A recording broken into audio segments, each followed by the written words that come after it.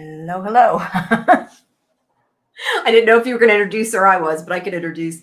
Hi, everybody, and welcome to Sci-Fivision Presents Fandom Access. We have quite a full show tonight because we're going to start with From tonight, and hopefully you all watched it, because if you haven't, you might want to skip for a little bit and come on back. But we have From, and then of course we have the Arc.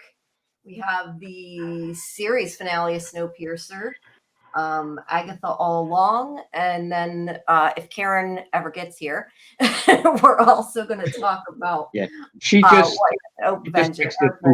Yeah, I know. I saw her oops. So yay, that's what happens live. Although I'm not sure if making sure it streams live. This thing never actually. I don't think will come in anyway. So there could be multiple people we don't know. But hello, Karen. Welcome. Hi. Sorry about that. That's okay. Just a reminder for any of you From fans out there that if you did miss last week, at the top of the show, we talked to Elizabeth Moy, who plays Tian Chen, and you can always stream that on, here, let me put the banner up. I should have done that to begin with. You can always, there's one going below that. I didn't even notice that. You can always stream it at our YouTube channel, last Tuesday's episode. It is not spoiler because it was before the episode aired, but it was still a really good interview. So if you missed that, make sure you check it out. And then next week, we are going to have Ricky Hay live, who plays Kenny, and you can send us your questions either on social media or comment, I guess I should say, on one of the socials, wherever you're watching this. And we can give them to them live. So please do. And when we do this tonight, we want to hear your opinions on the shows too, your theories. So if you have anything to add, let us know in the comments and we will read it live. And then maybe it won't be only the three of us talking. So, hopefully, as it is right now. But that's pretty much what is on tap for tonight. So how you guys doing? Good. Doing good. That's good. So I know you've all watched From. What did you think? I'll ask you first, because I think everybody already knows that I loved it, and you can read my review, my recap at scifivision.com. And also, I should mention, for anybody who didn't hear it last week, the interview with Harold Perrineau is up as well, if you go to the site. So sorry, go ahead. What did you guys think? About this episode, it was pretty good. I mean, kind of shocking, right? But yet also kind of like a bit of a setup, like setting the stage for the season, right? So I don't know. I kind of liked how they got the action going and kind of up to the creep factor. And I think Tabitha's story, I'm glad they sort of got that moving quickly also. I don't know how many episodes there are in the season. I assume 10, because there was before. I assume so. Yeah. And so, were there 10? Yeah, I think so. So, it's important when we have these short seasons nowadays, it's important to kind of get stuff going. 10. So. No, 12. We got 12. Woohoo! We got, okay, so you know more. Well, hold on. I was guessing. No, there's not 12, are there? 2, 3, 4, 5, 6, 8. Can AJ count to 10? No, I can count, but I'm joking, AJ. No, I'm looking at TV time, and it shows 12. I don't know. But then there's 11. It looks like. Well, I don't know if there is an official answer on that, but I can probably find out the official answer. I think. Okay. It says 30 on anyway, there's how accurate is that? 10 now. So I mean, it says there's 30 total. So according to Internet Movie Database, there is 10, but we know how accurate they are. It doesn't matter how many. My point was that in these short seasons, it's good to it's nice to see things get moving quickly and not drag out. I hope there won't be filler in the middle, but I don't know. AJ, how did you enjoy this episode? It was a good start to get the season going. I tell you, when Leanne Chen's character bit the big one at the end, my first thing I thought was, well, shit, that would have been a great thing to talk to Elizabeth Moy about. Okay, my comment time. You guys got to remember one thing. I could not tell you guys. And that was kind of why I was like, do we have her on week 1? Do we have her on? It was hard to know what to do. And I thought that we would get more people wanting questions while she was still on the show.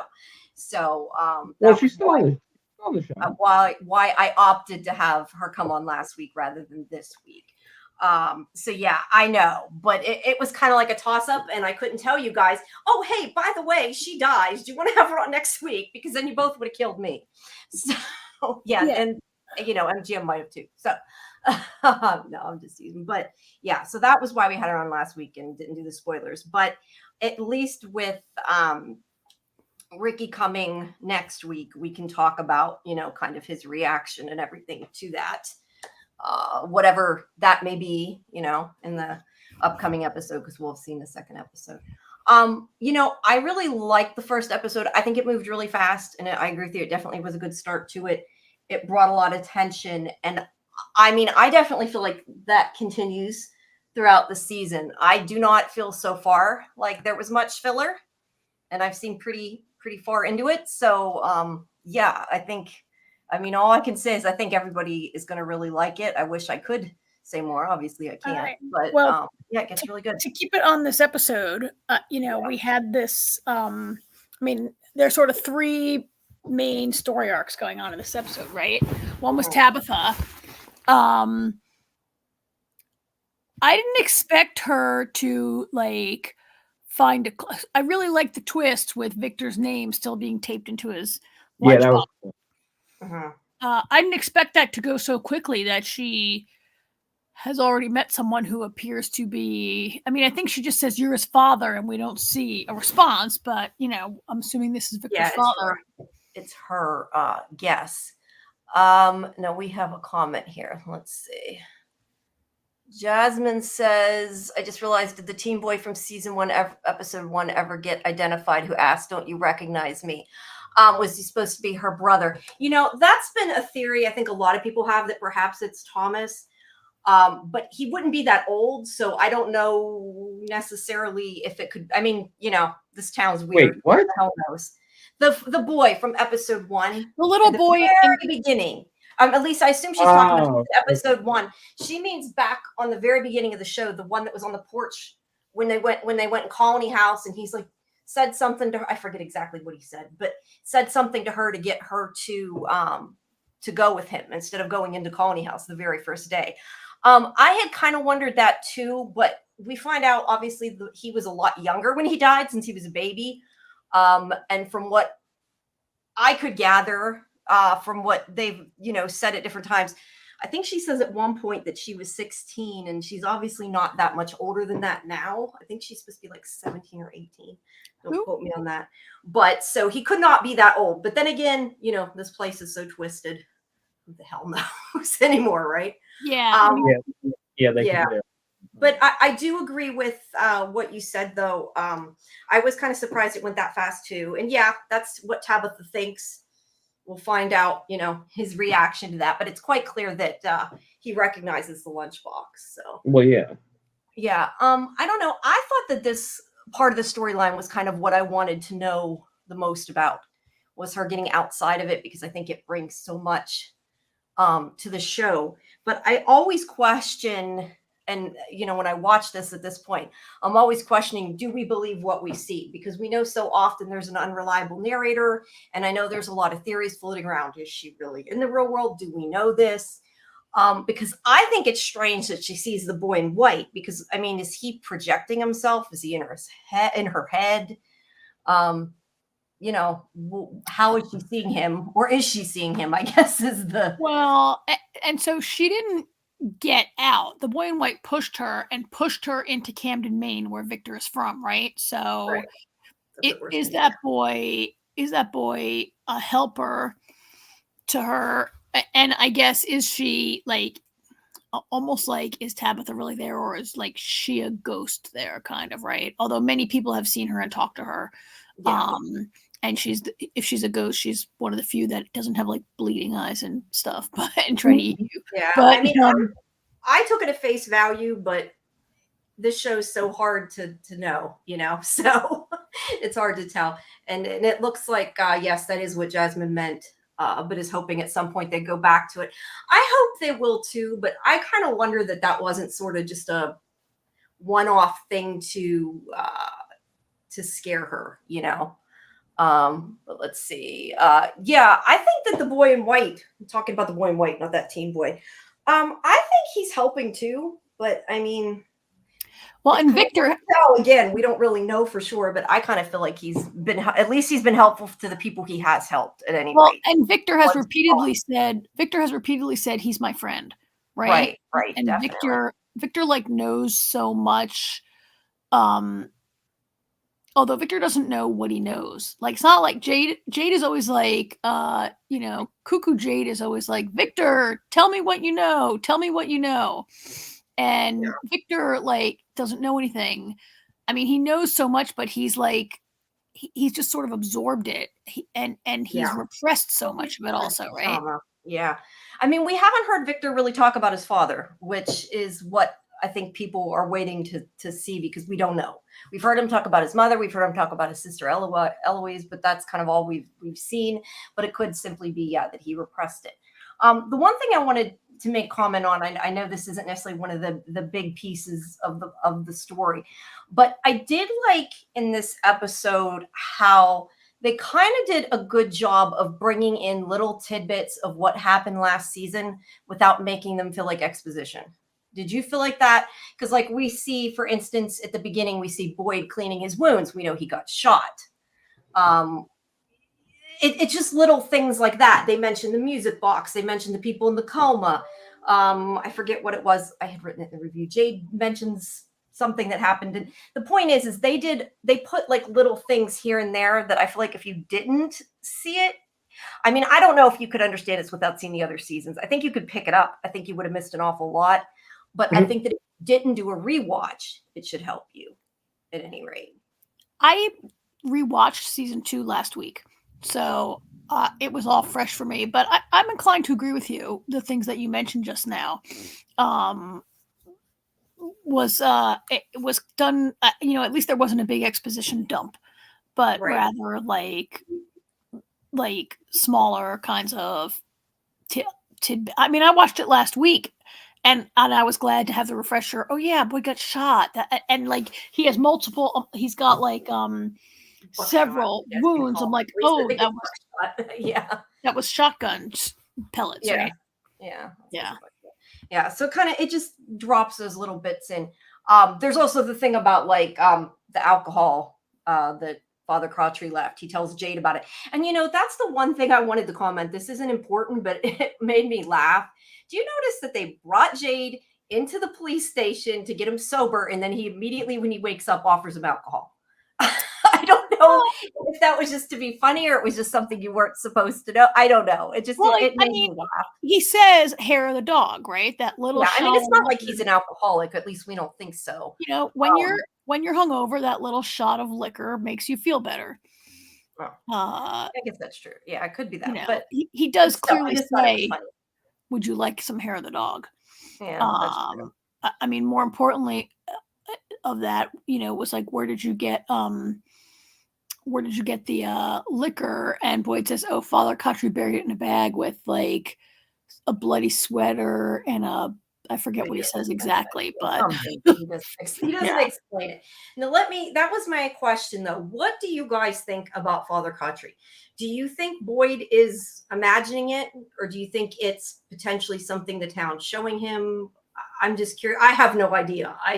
I'm not sure what I even think, to be honest. But what do you guys think? AJ? AJ? Oh, he's muted. There we go. I forgot I muted myself. That's okay. What do you think about Father Crottree in this episode? Is he really there? Who the hell knows? Because that's my answer with everything on this show. Do we know? Yeah, I mean, I think it might be just Boyd's just seeing him. I think he's just another entity, and I think it's just what Boyd's conjuring up. It's really hard to say because there's so many weird things going on in this town. Yeah. That it's really hard to say for sure. Unless it's to the point of trying to scare him, I'm not sure why it would show him to him, because all he's doing is saying you should probably be more scared. So I having just rewatched season 2 last week, and Boyd speaks to Father Khatri numerous times last season, and I kind of felt like Father Khatri almost is like Boyd working stuff out in his head. Like their conversations are never scary. They're kind of, Boyd, what are you gonna do? What are you thinking? What's the real question? And like is he there or not? So he's again, he appears in a non-threatening manner and has these conversations. And then in this recent episode, Boyd says, wait a minute, that thing that spoke to me was not my wife. And so you are certainly not Father Khatri. So why should I believe anything you say? I don't know why the town would allow him this, like, is he more of a helpery ghost like the boy in white? Is the town messing with him? Is there I came back to something Sarah said last season, which was during cicada time, when cicadas, like her brother was terrified of cicadas. And she said, what if when we die, our fears like go into the forest and come alive or whatever? So it's sort of his fear of not doing the right thing, I guess, or not. Well, I mean, if your fears can come alive, why can't other things come alive in that forest? Right? Yeah, I want to mention, I'm not sure what this is. Jasmine says that there's extra content for season 3. I did not know that. I mean, I've seen further, so I don't know that it would necessarily help me anyway, but I didn't know there was extra content. I'm guessing this is on probably the MGM site. Must be trailers and clips maybe and things. Yeah. I know there's trailers and stuff, but I'm not sure exactly what she means by extra content, but I will definitely be looking for it. No, I will not. And AJ, well, see, I am, but I won't. But I try to avoid all extra sneak peeks and everything. Yeah. Well, all right. I guess it's under season 3. Oh, she must mean it's actually on MGM. Okay. MGM Plus, I'm guessing. All right. Let's see. Red Candy. I think this is a little ahead of where we're at right now. Thinks about Tilly being mysterious and says that ever since her parents from the bus to the clinic scene with Jim, it's like she's dropping breadcrumbs, like she's a mole. I guess the thought that there could be a mole is still there. I don't know that I necessarily think it's Tilly, just because I think that's really obvious. And that's just my own personal opinion, but I don't know. What do you guys think about that? She's the old lady who's like, I love to crochet. And then Elgin's like, I crochet. Yeah. And then she's like, oh, are you pregnant? Oh yeah, I'm pregnant. Like, is she just an intuitive, like, she's very suspicious. Yeah, she is suspicious, but that's why I think if there is a mole, it's not her. I'm always the one that's like, nah, that's too obvious. Doesn't mean it's not, I don't know. I'm not saying it isn't. And just so I do want to make an aside, because if I know there's a lot of people here tonight that aren't used to listening to our show that came specifically for From, and we appreciate it. Shout out to all you that are on the Facebook group that I told to come. I'm glad y'all came. Anything, because of the fact you guys do know, if you've looked at my posts, that obviously I've seen further because of interviews and things like that. Anything that I talk about that's a theory, I always make sure that I'm writing down my theories and that before I watch the next episode, so that I do not spoil you.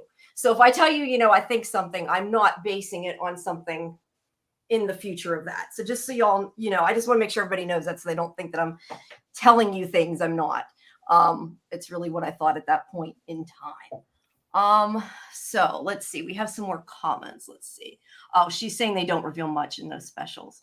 And hi, I don't know how to say that. Yo, Marlis Medina. Hello. I'll put her or his or they. I apologize. I'm not sure. But the comment up. So this is actually, I was going to say, after that whole scene with Father Khatri is the next big thing, which is where Jim decides he's going to go looking for his wife again. He finds Ethan. Victor brought Ethan back, I guess technically. Didn't bring him back, sorry. Tian Chen brought Ethan back. Victor told on him. But he decides he's going to go out. I really think Jim is an idiot. I'm sorry. I like him and everything, but I think he needs to stay home with his kids. They need him. I get at the same time, he's like, well, my kid's not listening and he's running out without me. I need to do something. And I figured you guys were constantly like me saying that Ethan is like Carl, because that's all I kept thinking through this episode. Carl, get back in the house. So yeah. But obviously Kenny, yeah, Desmond is pissed off by Jim too. I think a lot of people are kind of mad at Jim a lot of times, let's be honest. I mean, Jim, Tabitha said you have to take care of these kids. Like, like everyone is very clear. Like, Tabitha would not want you to leave these kids alone. And Jim's like, I have to go find them so their mother won't die. Like, it is a very, it pissed me off too. There are so many reasons why it's a bad idea. They happen to just get lucky and come across this cabin, which I guess qualifies as a shelter that you can. But look, if you, I wouldn't sleep in there. I'd go right back. Look at those creepy. It reminds me of Blair Witch Project. those creepy little robot, little mannequin men, which I can't even imagine. So I was thinking, I wonder if those, how long has this been going on? Like, Jade has seen a Civil War soldier. Like, how long has this town been trapping people and feeding on them? And could those have been talismans that were effective at one point in time, or that a group of people set up thinking they were talismans that would work or something?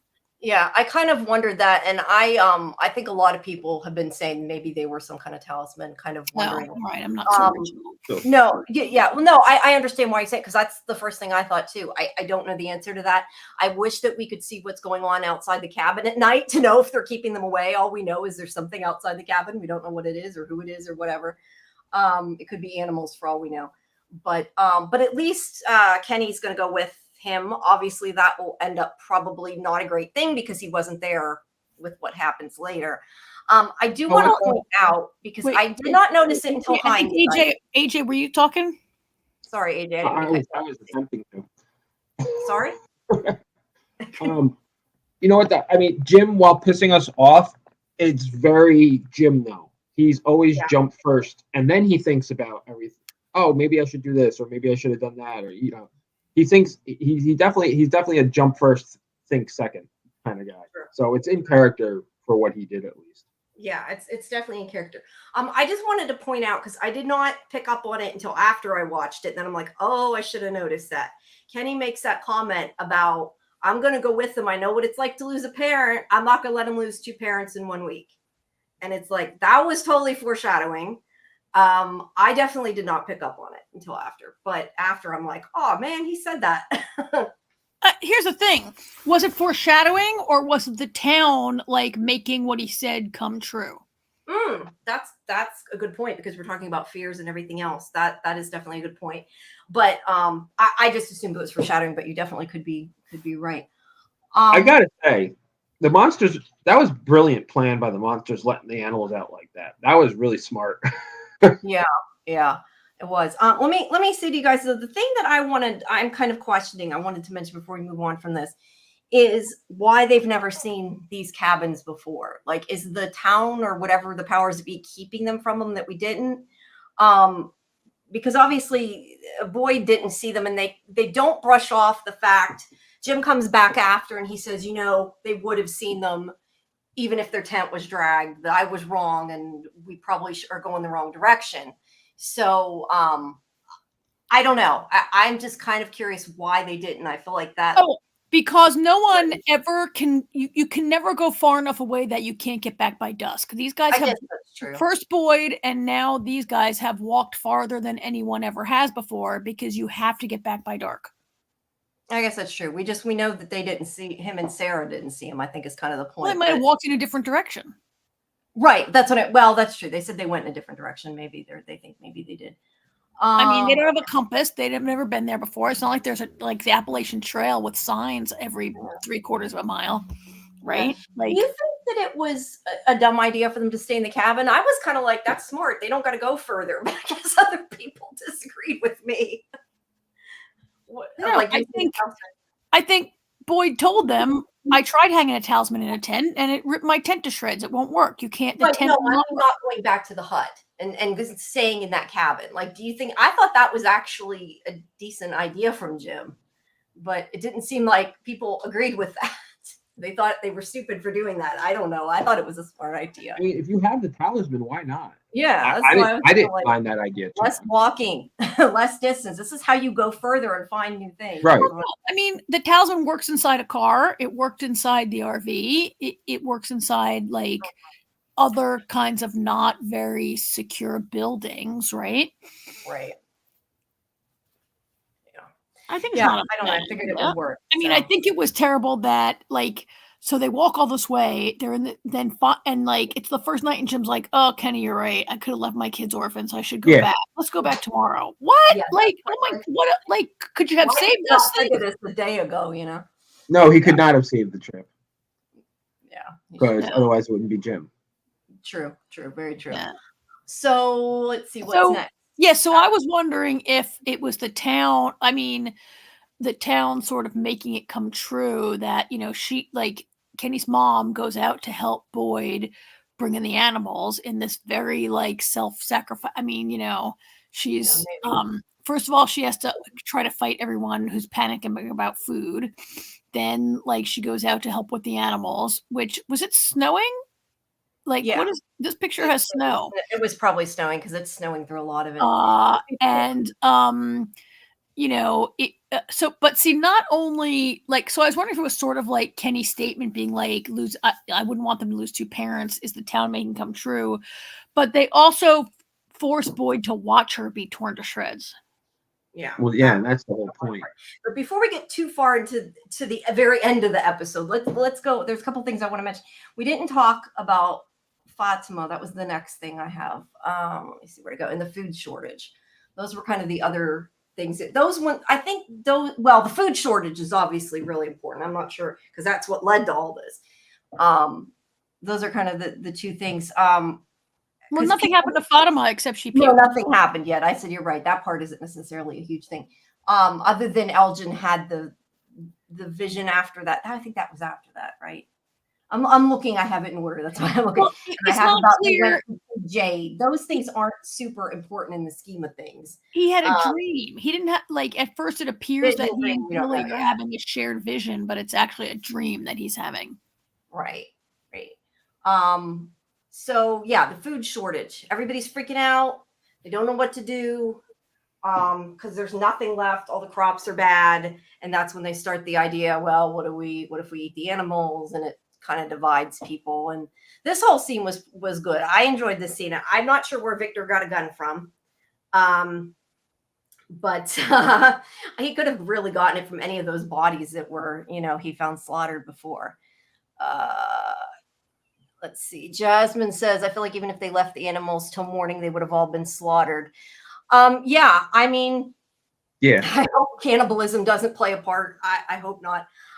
But yeah, I think the point is that the monsters are screwing with them. I mean, I think that's the biggest point. But I mean, animals are a big point of contention right now. This part. So I wondered about that. That's an interesting comment from Jasmine there, because I kind of, I wondered about that. But I thought really that they were letting the cows out to lure the people out of the houses to come and save the cows, right? That's what I took it as. I mean, that seems pretty obvious. And then I thought slaughtering the cow, like we saw one cow get killed. Oh, I didn't think you meant. I just mean I think they're doing whatever they can to screw with people. Like, they know how important the food is to them, and they know that if there's less food, they're gonna freak out even more. Is what I'm saying. No, I don't. Yeah, I definitely think it was to bring the people out to kill more people. I didn't mean it wasn't. It was to draw them out. I don't think the monsters are trying to screw with them. I think the monsters are trying to kill them and eat them. Well, but then why are they screwing? I mean, that's the whole. Why are they screwing with Boyd then? Because I feel like the monsters and the town are like not the same thing necessarily with this. Like, the monsters are a part of the town, but like if there's a larger mystical thing going on here, like I think the monsters, I don't count Father Khatri as one of the monsters. Like the monsters that come out at night I thought they let those animals go to lure people that don't eat them. But I was kind of surprised when they killed a cow because the cows are not there. Like that then did appear to be and so AJ, then to your point, the monsters, like they did want to torture Kenny's mom and make Boyd watch. And remember that girl that they put a piece of rebar through her head and left her pinned to the tree, and they were and to watch the other guy, and they said, we want to play with you. They're getting more violent and more scary, I think. Yeah. I don't know whether they eat them or not. I think that that's a possibility, but I really feel like in this episode, at least by the end of it, that their point is we're having fun playing with you and we want to see you break. That is the biggest thing I take away from this. Whether or not they have to kill, I don't know. I took it from this. I don't even think they have to kill the people. I don't think that they're necessarily eating them. I thought when she meant, maybe I misunderstood Jasmine's point. I thought she was saying maybe the townspeople would have to eat each other, cannibalism. That was what. Yes. Okay. Yeah. Okay. I thought you meant you're talking now about the monsters eating people. Okay. I mean, here's another comment. Jasmine says that there have been people posting online that maybe the animals can't leave either. So if you just let the animals walk around, they'd still be in the town in the morning.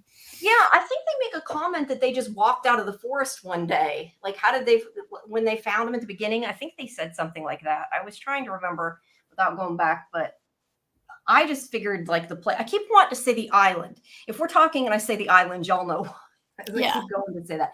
But I think the town provides. Because I feel like they want to torture people. I don't think they want everybody in the town to die because I think that wouldn't be fun.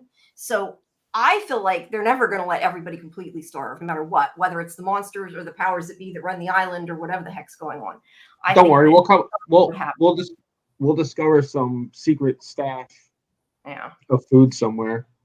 Yeah. Now, let's see what else. Tabitha went to the church was the other thing. I'm not sure that in the scheme of things is really important other than it led her to the house she went to. No, the other big thing that happened was that while all this mayhem is going on with the cows, Ethan manages to open the door and so monsters get in the house after him and his sister.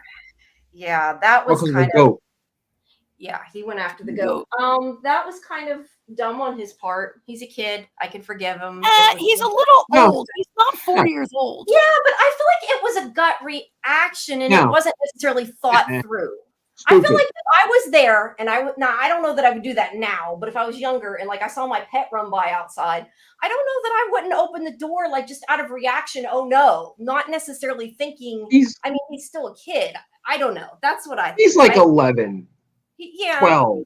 Yeah, but I still can see him doing it. I still can forgive him because he's younger. Really? I would say AJ, as the father of two boys who have been past that age, is maybe in a position to know better than I am about what I could expect of a child that age to be like. My best friend, the goat, is out in the street, and even though there are monsters around, I gotta he didn't just move to Monster Town yesterday.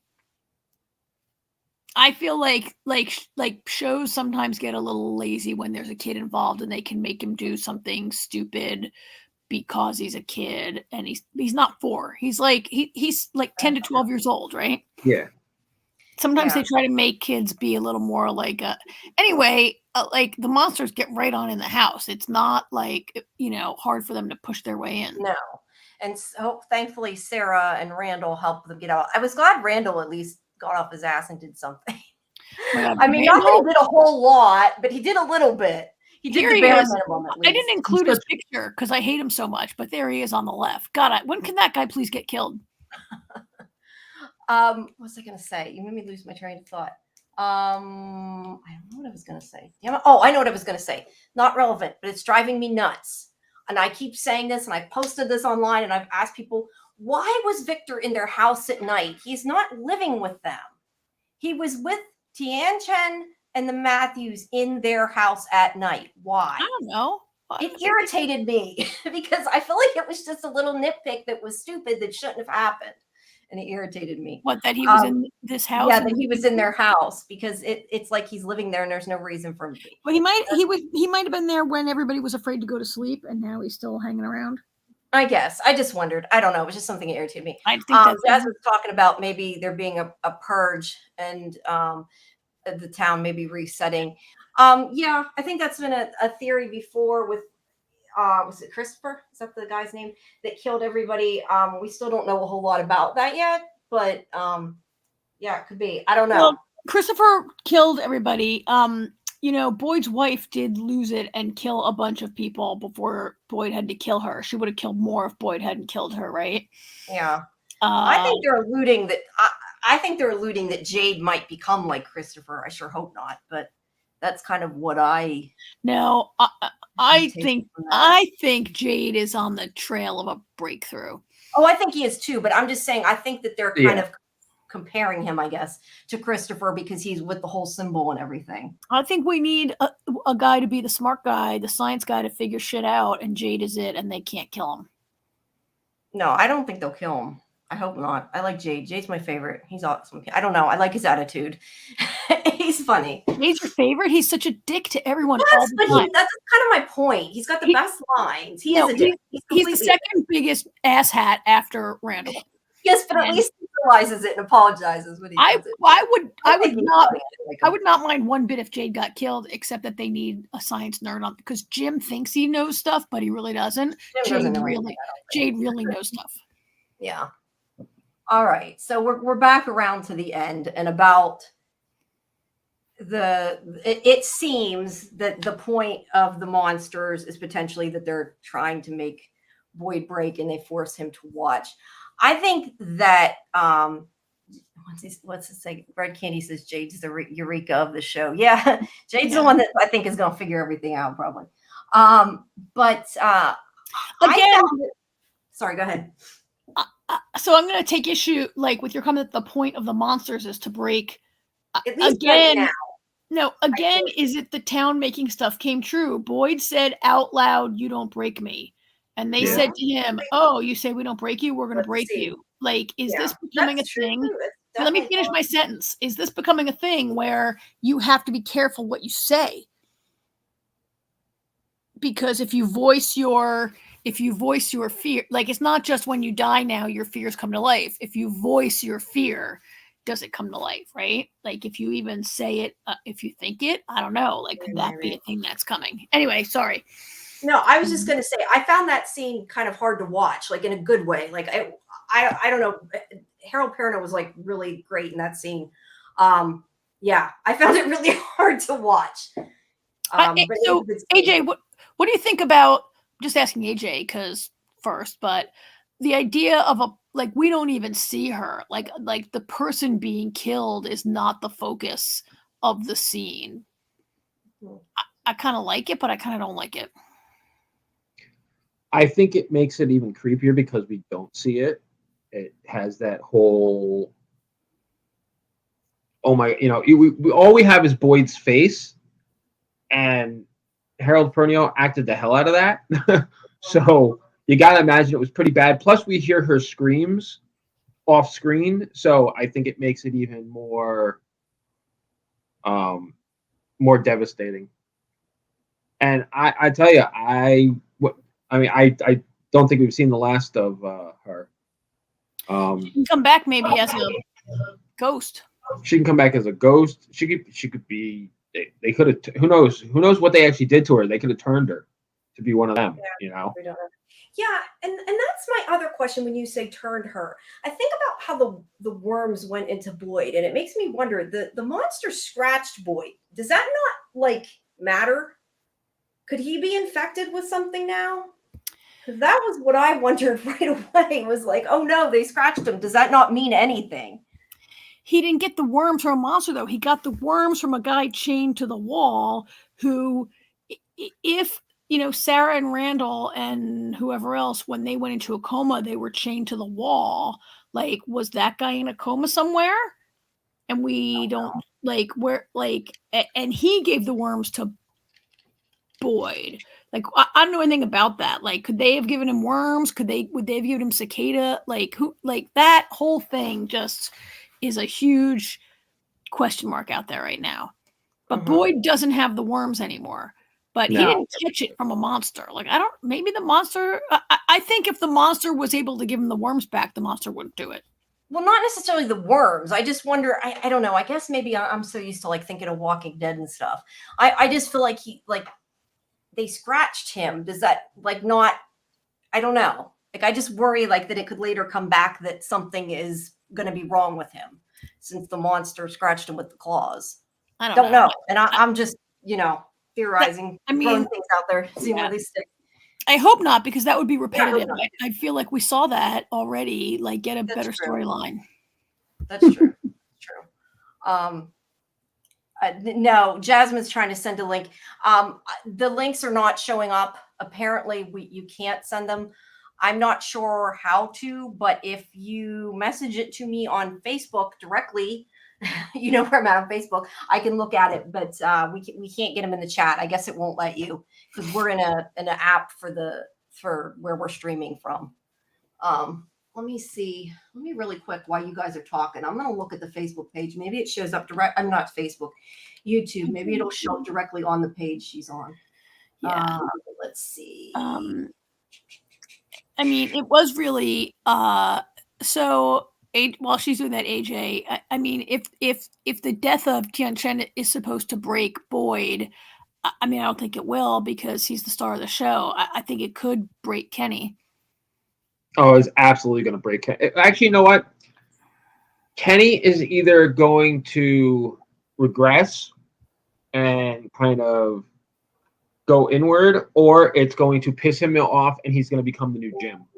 He's going to start taking all these unnecessary risks to avenge his mother. Yeah, it's going to be all or nothing with Kenny. He's going. I don't know which direction he's going, but it's going to be one of them. I think you're right. Yeah, he's already very. I mean, he lost his father. He lost the girl he loved, and now he lost his mother. And like, what has he got? He's got nothing left to lose, right? So, what does he have to go home for? Right? Both of his parents, like everybody he loved, was in this town and was killed. And break him. Sorry, I was trying to find the link while you guys are talking. Apparently, you can't send it through the Facebook comments at all. So she's gonna, I think, private message it to me and we'll look at it. But yeah, I don't know. So what are you guys looking forward to? Like, obviously, we're talking about Kenny. I want to know about that. But what?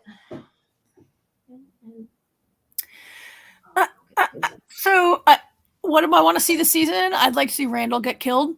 And put us all out of our misery of having to watch that guy. Although a character that you hate is good to have on a show, right? He creates unnecessary tension in the town, which is important, I guess. So Donna is one of my favorite characters. I know she sort of plays a second fiddle, a supporting character to Boyd mostly. But I'd like to see what happens with her. And with like, it does kind of appear that the Colony House, like everyone is freaking out, but I feel like the Colony House people are always the problem, right? They like are always having to freak out, busting stealing guns, shooting people, whatever. And she's like banging on bathroom doors, right? Anybody else wanted to smack her? Sorry, Karen, I didn't mean to cut you off, but did anybody else want to smack her? That girl who's pounding on the bathroom. First of all, it is not believable to me that a building the size of Colony House only has one bathroom. I know. I tell you what, if that had been me, I would have been like, guess what? Banging on the door ain't going to make me come out any quicker. Yeah. Also, apparently everybody knows she's pregnant. Can you believe that she would say, it's bad enough you get double rations. Now you're hogging the bathroom. Like, what? Like, way to... Like, she's so mean about it, right? But yeah, it's not going to get her out faster, and she's being a total jerk. Go find another bathroom. There's like a whole town. Go pee in somebody else's bathroom. Pee on a tree. I know. I just wanted to add with what you guys are saying. This is a slight tease that Harold gave in the interview, and it's not a spoiler because we have no clue who the hell he's talking about. But he did say that somebody, I guess, that we may not like later on.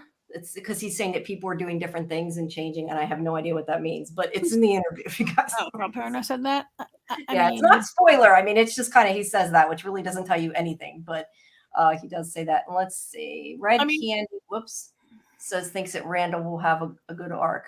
I guess we'll have to wait and see. That's slob, Randall. Yeah, that's slob. And to comment on what Jasmine was trying to send, they're talking about how Jade mentioned chaos theory.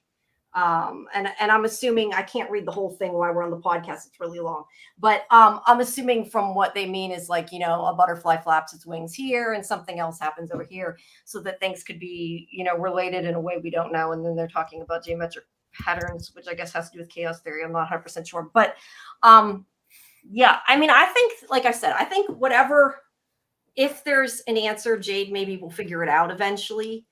And I've said before, I feel like Jade is kind of like the audience trying to figure out what the hell's going on in this place. I guess, except he's like way smart. Like I'd have to like go Google chaos theory for a few minutes before I could. Yeah, I remember. Wasn't it him that was talking about the last season was talking about the oh shoot, I can't think of what it's called, but the train tracks when one person will die, and then if you divert the train, somebody else will die. That thing. I can't think of what it's called, but yeah, I was Googling that back then. They talked about that on the Arc this week. Is that what you're thinking about? Yeah, but I think it was on here before too. Maybe I'm wrong. I thought that's what he was talking to the bartender about like a long time ago. But if it was a long time ago. So I may not remember. But yeah, I mean, chaos theory definitely could be something. I don't know. I guess we'll have to find out. That's why it's for everything. I don't know. And I really seriously don't know. So yeah, it's called the trolley problem. And it was explained in detail on the Arc. And that's why you're thinking of it.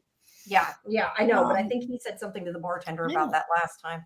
I don't when they were talking. Maybe I'm wrong. Maybe I'm mixing up my shows. It's very possible. I don't. But anyway, yeah, we'll find out all these things soon. Yeah. Maybe not. But I'm looking forward to everybody seeing the next one, then we can discuss it. But just to reiterate that Ricky will be on next week. Ricky Hay, who plays Kenny. Kenny will be here live starting at 10 next week already. Huh? I said, is that next week already? Like, yeah, I didn't realize October 1st. I know. Yeah, it's going to be the 1st. So he will be. We can ask him all the Kenny questions. So if you want to send a question to Ricky, you can either do so at one of our social medias, either at X, Twitter, whatever the heck you want to call it, which is basically the same thing, just with Sci-Fivision as the name. But on any of those, or just comment at the video like everybody's doing right now, and we will see the questions and can relay them to him. But yeah, great. Is there anything else? I think we've kind of covered everything. Yeah, I think we're good. I think it's time to move on to Jasmine's glad he's gonna be there. We're glad he's gonna be here too. We're excited. And like I said before, for anybody who came in late, you can watch it's gonna tangent Elizabeth Moy's interview. If you go back to last week on YouTube, you can watch the stream. All right. Well, thank you everybody who joined us for Lost specifically. We do talk about other shows on here. So we're going from see that's funny. Which, by the way, 20th anniversary of Lost. In case anybody didn't know that. Oh yeah, September 22nd. It was the whole documentary thing coming out. But anyway, we talk about things besides from. So we will be talking about some other shows tonight. But so stay with us. Top of the hour, stay with us, please. But at the top of the hour next week is when Ricky Hay will be here. But yeah, we have to talk about tonight. If you didn't hear the very beginning of my conversation, the Arc, Snowpiercer, Agatha All Along, Wynonna Earp Vengeance, anything else we think of along the way, that kind of stuff. But yeah, so all right. Well, I guess we want to move on to the Arc then. Thank you again, guys, for coming. We appreciate it. I know a lot of you came over from the From group. From the From group. Stick around or come back next week. We're going to jump into the Arc. Stick around. Maybe we'll talk about something you watch or might start watching. Talked about it. Might find a new show you like. So okay, the Arc. What all this episode was so sad. I thought parts of it. Yeah.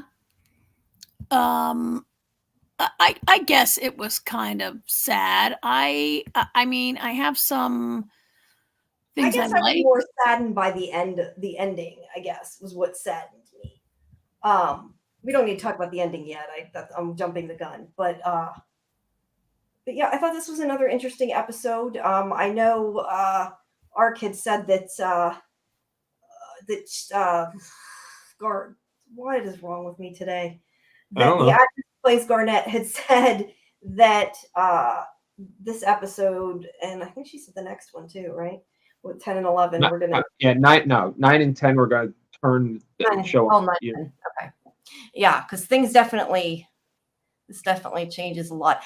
I think it's interesting because we talked last week about could we ever see her and Lane's clone become closer because they didn't have that relationship and that there was no time to build it. I thought about Karen saying that last week, and I thought, well, this is a way they build the relationship by giving them that time. I thought was kind of funny and interesting.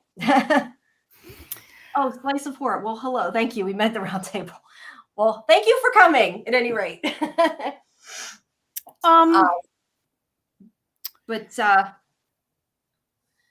Yeah. Did you feel like that about that? I thought about your comment. That's what made me say it, because that was exactly what we were talking about. And I'm like, okay, well, they gave them all this time. Now they've known each other for a long time. I'm not sure if that's a shortcut or not, though, in a way. I feel like it maybe works just because we already know the actors have chemistry, so I can buy it. But it is kind of a shortcut a little bit. Well, I don't see it as a shortcut necessarily the way you mean it. I don't think. You know what? I mean, because the very end of the episode, I think, is the really telling part. When she goes in and she looks at the picture of Lane, and changes him to deceased and starts crying and everything, and she says, "It should have been you." So, how much of it is because of Ian, and how much of it is because he looks like the guy she had feelings for, and it's only the two of them. I don't know. That's a good question. Like if there's another option there, and even if Bryce is there. No, you could be right. I question though how she could throw away that many years. That's what I found sad. Well, but how? I mean, I don't know. We're going to need more information next week. I mean, obviously they remember everything, but is it going to be like a dream? Is it going to fade as they spend more time out of that shared coma?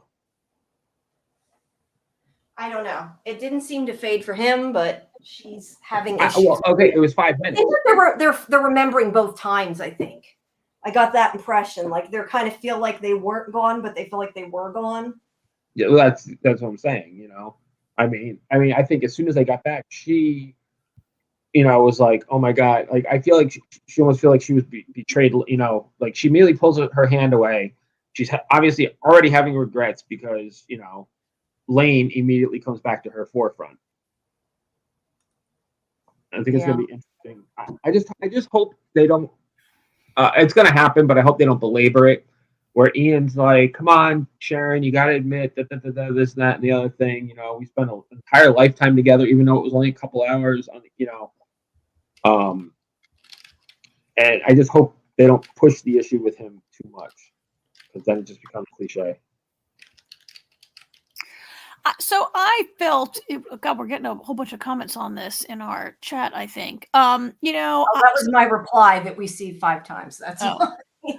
I like how they bookended it with the funeral of Lane in the beginning, and that kind of sets it all off.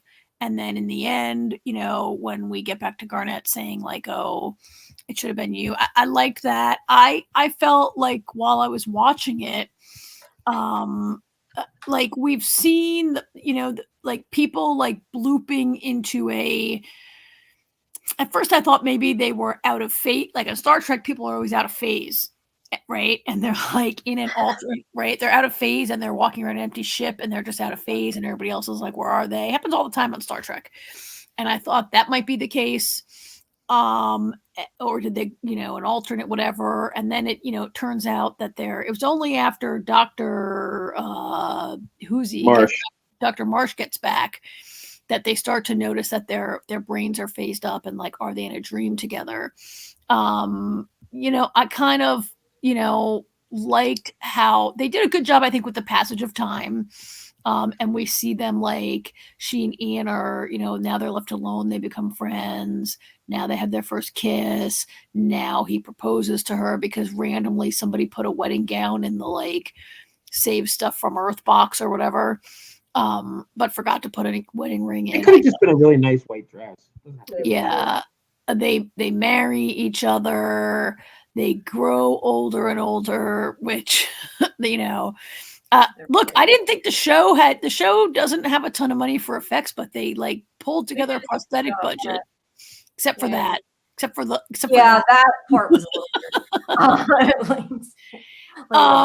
But I keep thinking like it's sweet now, but I kind of, now that I think about it, see AJ's point of view though, is a lot of it that it was just them. Like if there was other people there, would that have ever happened, even if they were stuck there, X amount of years? I still feel like you would not necessarily want to throw that away, but I don't know. Like I said, I'm kind of wondering if their mind is split. Like she may feel like she was only gone a day, and she may also feel like she was gone that much time. So it's probably hard to. I mean, so I agree that I was like, when I noticed what they were doing, I was like, oh, this is shortcutting there. Like, I cannot believe if they were gonna like cut off Elaine, Elaine and Garnett. I never saw. Did I say this already? I never really saw that much chemistry between Lane and Garnett, but it was on the page. It was clear from the plotting, so I could accept that it was happening. I wasn't really against it. To not give us any of it, but then to fast forward an Ian relationship, I would feel really shortchanged. If they suddenly are going to be like, yeah, we spent all this time together, we think we're in love, and just be together. Right. Especially like to open our eyes to it. Especially when the beginning of the episode was that she couldn't even stand to look at him because she misses Lane so much, right? Yeah. And she's only just really about to show it to us and come to terms with it, and now they're gonna like do this. I don't know. I could be really pissed off about where this goes. Or to AJ's point at the end when Garnett's like, it should have been you. Is she not falling for it?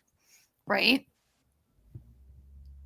Yeah, I definitely think it's going to be a situation where Garnett is not in it, and Ian's going to be all in, and it's going to be interesting to see what they do with it. I just hope they don't harp on it too much or too long. Yeah, me too. I'm not. I don't know how I mean, if it ends up fast forwarding that we don't have to have a lengthy period of tension, and it helps to just integrate him into the crew and get him a job and we can move along, given that there's only 2 episodes left. Okay. I'm down with that. Right. It's a way to like diffuse their relationship and make it more cordial. But I don't like. Now they're 12 or 13. Maybe there's 3 left. Maybe the promo at the end said 2 more episodes, but sometimes they write 2 more episodes for the finale. For the last episode. They do that. Yeah, I don't know why they do that. Yeah, because it's very confusing. Yeah, that's just. I mean, it did give us a bit of like this, like Bryce having to be in charge kind of thing, which apparently from this picture, it was driving him to drink, I guess. Yeah, Bryce did not like being in charge. And it's like he kept forgetting that he was in charge. Like everybody had to keep reminding him, like, hey, you're in charge. You don't have to like be here. Like go do some stuff that you need. And then he's just like, I think that was the problem. He didn't want to be in charge. He didn't know. He doesn't mind being told by Garnett, okay, go do this, go do that, because then he has a goal. When he has to make, you can tell he does not like making the decisions because he doesn't know where to start. Yeah. Well, and he can't, but then he also couldn't let other people, like, there was that scene where Ava's like, could you please go micromanage somebody else and let us do our job? That's what I'm saying. Like, and then he, it's only after he talks to Angus that he goes around, he comes to Dr. Kabir and he's like, I trust you completely. Do whatever you need to do. Well, he's good with the pep talks. He always has been. Yeah. Yeah. And guess who needed a pep talk in this episode? We had a discussion last week about, is Alicia going to turn up pregnant? But it's not going to happen if they don't start having some better sex first, right? Hey, Aaron, not for nothing. It doesn't have to be good sex to have a baby. Yeah, people get pregnant from bad sex all the time. I guess that makes it extra bad sex if you accidentally get pregnant. But they're having some problems with their sex lives, and well, I mean, correct me if I'm wrong, but I mean, was this is a case of two virgins not knowing what the hell's going on, right? It's both of them We've their established first they're time. both virgins, right? Yeah. So yeah. Well, he gets help from Bryce, so. Yeah, but he goes and gets some advice from Bryce, and I actually thought, that scene where the door opens and Angus is like all, That was silly. and was... Elsie says, "What's with the attitude?" I thought where this was going to go was that Bryce's advice was going to turn her off.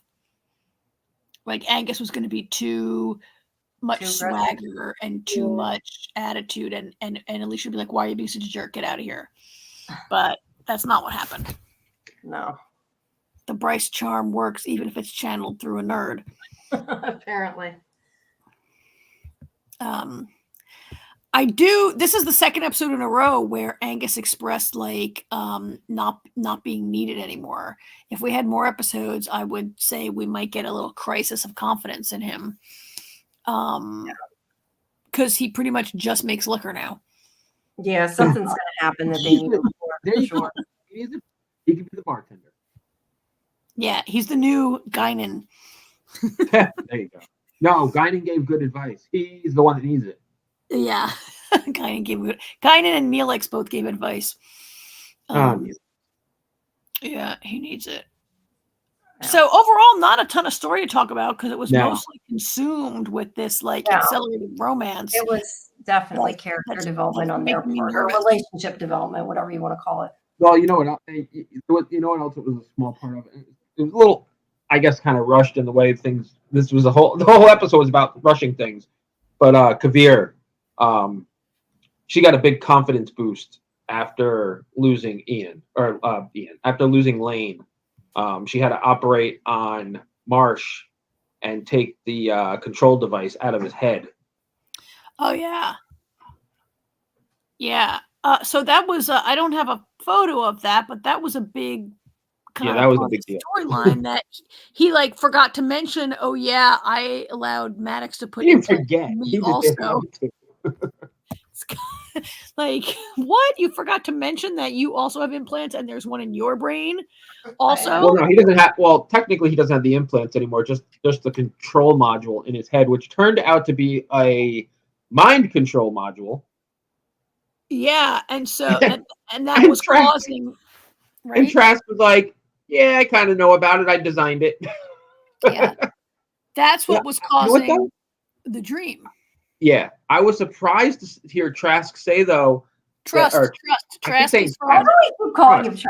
I do that too. I know. I keep saying Trask just rolls off the tongue. It's X-Men, right? Trust. Yeah. Trust. I was shocked to hear Trust say that he shut the program down. Like I was surprised. He doesn't really appear to have limits, right? Yeah. Something he actually started that he thought, you know what, might not be a good idea. And Maddox is like, silly, I'll take care of it. Yeah. Yeah. Wait, what? You said Maddox will take care of it. You mean Trust? Yes, Trust. No, Maddox. Yeah. When Maddox took over the company, she restarted the program. Oh, I thought you meant, never mind. I thought you meant in this episode. I couldn't figure out what No. I'm like, Maddox wasn't in. I get it now. Never mind. I thought you meant she was in this episode and you were confusing me very badly. Go ahead. Sorry. All right.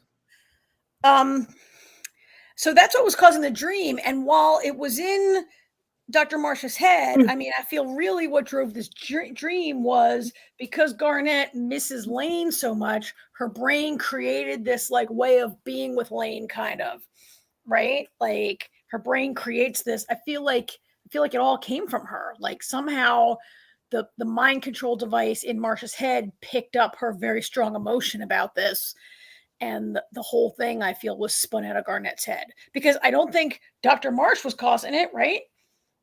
And I kind of look at it as just kind of like a shared delusion. But yeah, I guess probably one of them needs to be driving it, huh?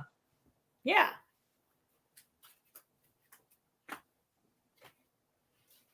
I don't know. And I think Sharon's really strong, like sense of loss created this like sort of fantasy land of being with Lane, but not being with Lane. I don't know. That's my theory. I don't know if it's ever going to be like investigated, but because it looks like next week they're coming up on Trappist already. Well, we're getting near the end of the season. It's making me wonder if, do you think this show, they're ever going to find a planet, or this show is always going to have them in space? I mean, the show's called The Ark. Yeah. You know what? Well, yeah. All right. Let's put it this way. There was a show once upon a time called The 100, and they found a planet, and it worked for them for a while. And then they went back in space, and then they went back to Earth, to a planet. So, I mean, I think it's plausible that, the dynamic of the show changes if you find a planet. But, I mean, they could get to this planet, and who knows? Maybe Maddox and everybody isn't there, and the planet's on fire. Who knows? You know? Like, maybe they show up, and Maddox says, "Seize them." Who the hell knows? What do you brought the Eastern Federation with you? Are you crazy? Arrest them all. You know, who knows? No, and they say, not going to happen. And we have a prison break, and they all have to hightail it back to space. Yeah. So I guess we'll see. Find out. Only 2 more left before the last one. Yeah. So, okay. All right. Agatha? No. Can we hold Agatha for a minute? Okay. Fine. Because I'm still, because I forgot to, I'm just putting the pictures up into the. You forgot to watch it? No, I watched it. I forgot to download pictures about it. Oh. Well, you guys could talk about, whatchamacallit? Wynonna.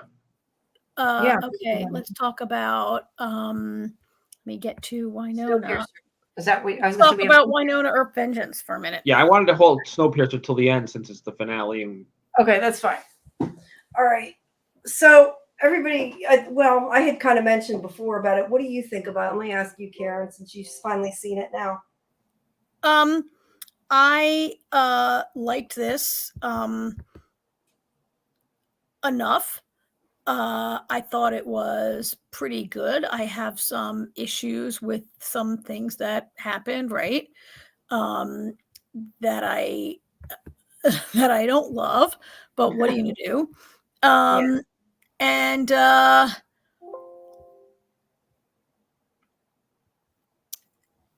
it was great to have the whole gang back together. I really enjoyed seeing everybody again. I said to you over text, I thought it had a fairly definitive ending, and I don't really need to see more, but you said that there might be plans to do more. I don't know. And everybody can watch my interview with Emily Andress, and you can see what she said about it. I'm just kind of like, why did they kill that? I was upset about Doc. I wanted to continue. I want to see what happens with that. I do feel like they kind of implied he could come back. I don't know. I mean, to me, the show is him and Wynonna, so I was upset about that. I mean, I get it.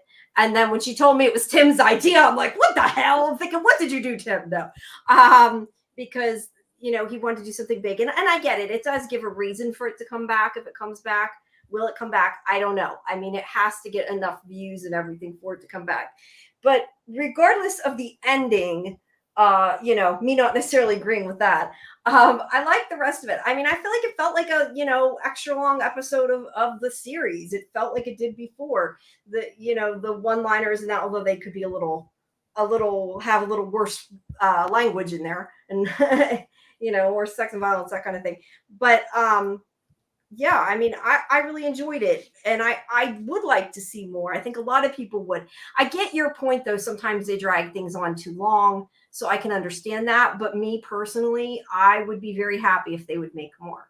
I know that there's an Audible audio series coming, but it's my understanding, I think those stories are like kind of pre-movie, so they're just like one-offs. Or I don't know if they're one-off. I shouldn't say that. I don't know if they're one-off. But I mean, I think they happen in the regular time. Like, they're not affected by this. They're not like post movie or anything like that. I think they're special, not movie. I believe that it's they fit in before this, but yeah, I mean, I think it did a good job, and it kind of showed where they're at and more about their relationship and why they're having issues and that kind of thing. I would have liked to have seen something resolved about Alice if they were going to not come back. Really? Because I feel like, I don't know. He finally at the end, he said, "I'd be happy for us just to go get a little place and be with her, and we don't have to have all this money. We don't have to have this big place."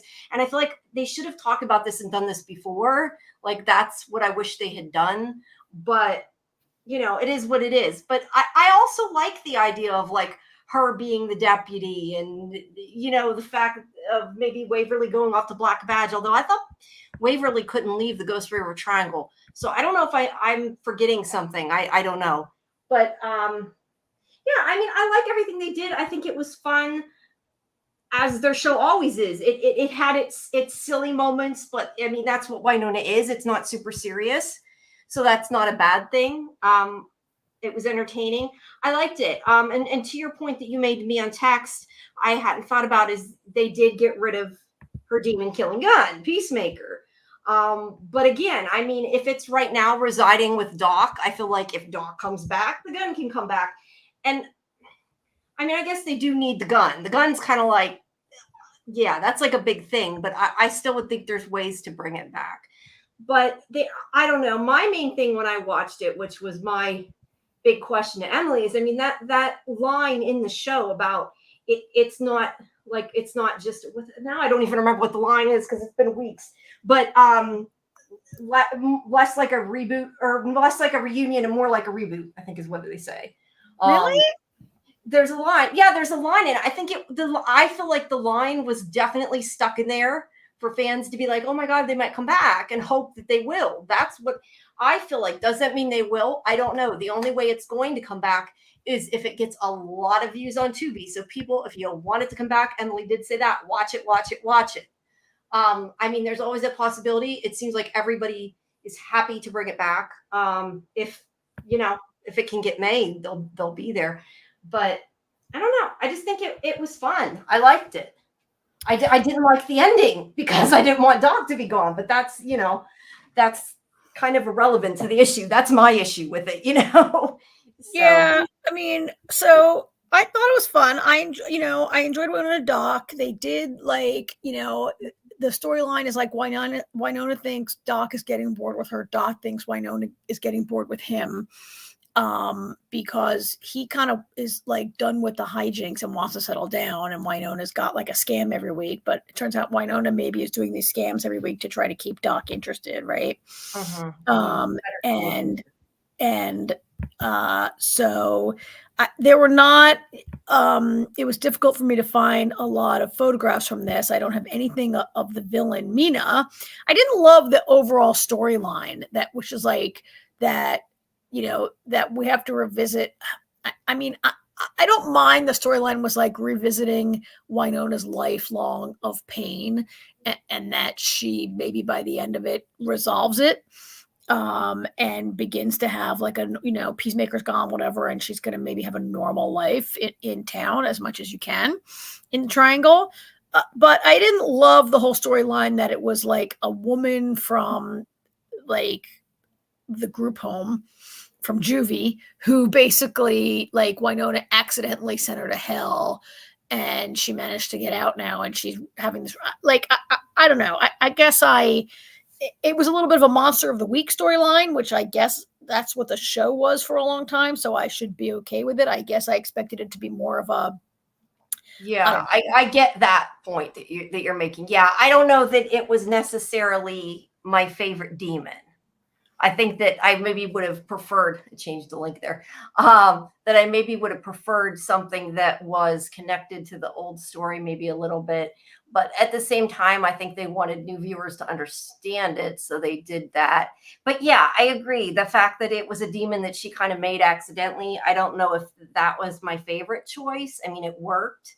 Yeah. But I could have, I was kind of upset Mercedes died, though. I know she isn't like a huge character, but I always loved Mercedes. She was awesome. I was sad that they killed her, but they did need something big to kind of jumpstart it. So I totally understand it. I just was not happy with that death. I didn't like Mercedes being killed in the first 5 minutes, but I kind of loved that the demon like ripped her whole body into parts. Yeah, and that was awful. I mean, awful in a gross way. Let me finish that it ripped up her whole body, wrote the word Earp, and then that became the opening title credit. Yeah, like that was kind of cool. I didn't get a picture. I only have this. I couldn't find a picture of Mercedes' legs made into the word Earp. Waverly and Nicole, I forgot until I was watching this. I was like, oh yeah, I forgot that those two like basically have a ton of sex in every single episode. That's true. About that. That is true. And they're awfully cute. I mean, I did like, their storyline mirrors Wynonna and Doc's in the sense that Waverly like is a little bored. Now that there are no demons to fight, and Waverly has this offer to join Jeremy at Black Badge, and she's not going to do it.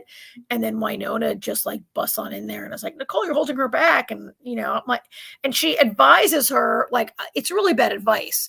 She's like, oh, well, your marriage can survive it. You can be separated for what? Like Wynonna. You're not the one to give them relationship advice, Wynonna. That's what she needs to butt out of other people's marriage. She's been gone for maybe a couple years and needs to butt out of other people's marriages that she doesn't know anything about.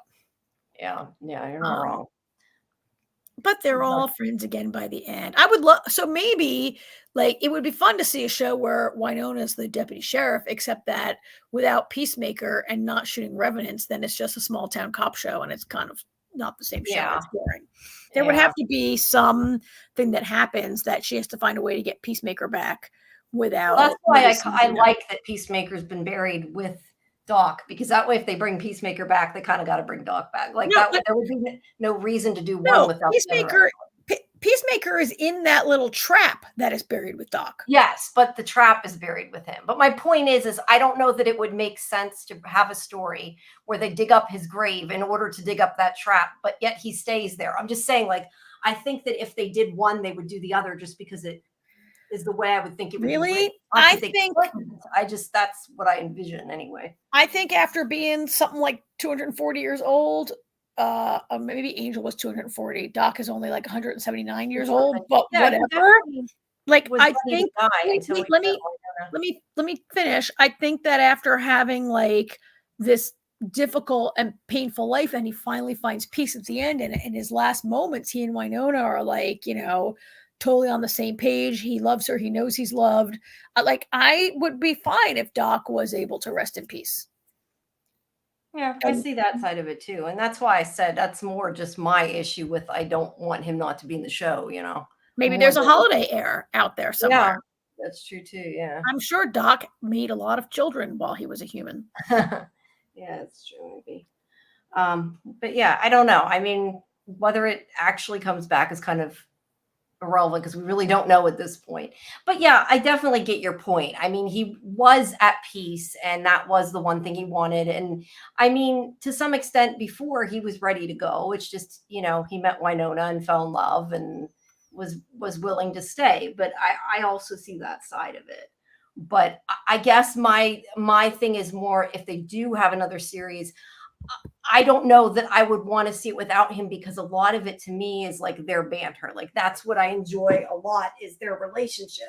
So if they do more, I would definitely want him to come back. Can I accept this if it ends? Yeah. But if they come back, I would hope that they would bring everybody back. But, who knows? Who knows? Yeah, I think the way it ended, it really could have been setting up a Black Badge spinoff. Yeah, it could. That would work too. And I agree with you. I think seeing Wynonna's deputy would be fun too. But yeah, if there's no revenants, what's the point? Like you have to have the demons, or it's not Wynonna Earp, I guess. So yeah, what's the point with no demons? Yeah. Well, I'm sure if it gets enough watches that they want to put the money into it to bring it back, I'm sure that Emily will figure out a way to do something to make it work. So, but anyway, just to mention again, if you haven't, the interview with Melanie and Tim, as well as Emily, is up at our YouTube page.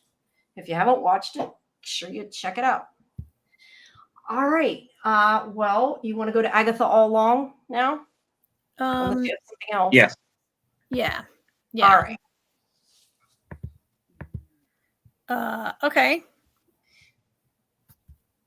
Wait, hang on. I just went out of my way to do this. I don't have your picture yet.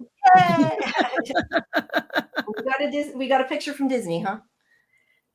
Yeah, I have a few pictures from Disney. So I actually rewatched, after speaking with Jamie, I rewatched the last 2 episodes of WandaVision to remind me of where we were and what to expect out of all of this. So I'm gonna. Well, real quick. Yeah. Did you guys watch both or only one? Because I only watched one. Oh, then we'll only talk about one, and we'll let you lead the discussion then, because I don't want us to go too far. The first episode is the one where Agatha is Agnes, the cop, the lead cop in a TV show, right? Which is very WandaVision-esque. Yeah, it moved away from that. I feel that it doesn't seem like it's going to continue to be in that vein.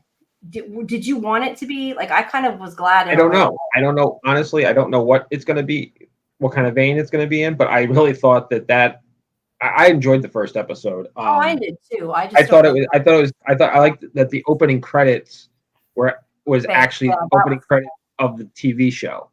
Yeah, I thought that was kind of I was extremely shocked at Disney. I think Disney is finally saying, you know what? We're just going to sit back and relax and let our TV shows do what they're going to do, because we got Agatha Butt. I was surprised by that. Yeah. I was very surprised by that. I was like, what the hell? That's right. So we don't very have un-Disney-like. We have a photo of that, all the photos. So typical of Disney. Remember the Acolyte? Remember on the Acolyte, every single press photo was like pitch black and you couldn't see what the hell was going on in every picture? Yeah. Like, this is the brightest picture we got this week. But that was a great scene though, when she was kind of ripping through the different personas that she's played while Wanda was wreaking havoc on Westville. Yeah. We got her. She has this person who's like, is this person from the state police? She's FBI, I think. Isn't she? During the cop show, she's FBI. Yeah, during the cop show. I guess that's true. She might not be. She turns out to be, like, throughout this episode, I'm like, oh, she's a witch. She's trying to release Agnes from the spell, right? Like Agatha at the end of WandaVision, Wanda, like, took her power, like, confined her to live inside Westview. Took her powers, and she couldn't use her powers because of the rune set up, and she was just gonna have to live inside the spell forever. And this woman, it was clear, was trying to, like, break her free and be like, don't you remember? And she kind of remembers, and then we get, like, a whole bunch of, like, mayhem happening in her house, right?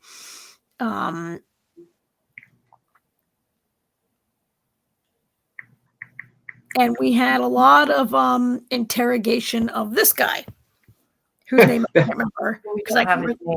Yeah, I don't remember what the name was, but you know what was really funny? I love it when he doesn't have a name because it's. Yeah, I don't think he had a name. You can't tell her his name. When she opened the closet, and she's like, "Oh, I guess the arrest was more of a kidnapping." Yeah. I guess. AJ, sorry, go ahead. AJ, have you read the Agatha? There is an Agatha comic, right? Is there? I don't know if she ever had her own stand. I read there was one. I'm familiar with Agatha, as far as the Scarlet Witch goes. But I don't think she has her. She ever, At least from what I had heard, I don't think she does. But so I Yeah. guess the whole point of this is her trying to get back on Witch's Road and eventually get her powers back. My main question I have for you guys is about the last scene. So I don't know. I'm like jumping ahead. I'm like, wait till we get there, Jamie. Yeah. So I want to just confirm, I did a little Googling. This boy is credited as teen. He apparently may never get a There you go. name. He definitely doesn't have a name yet. He might never get a name.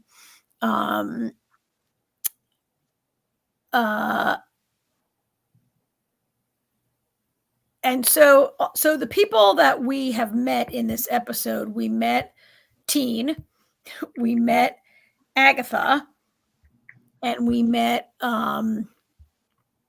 Rio. Her name is Rio, right? I believe. Yeah, Rio.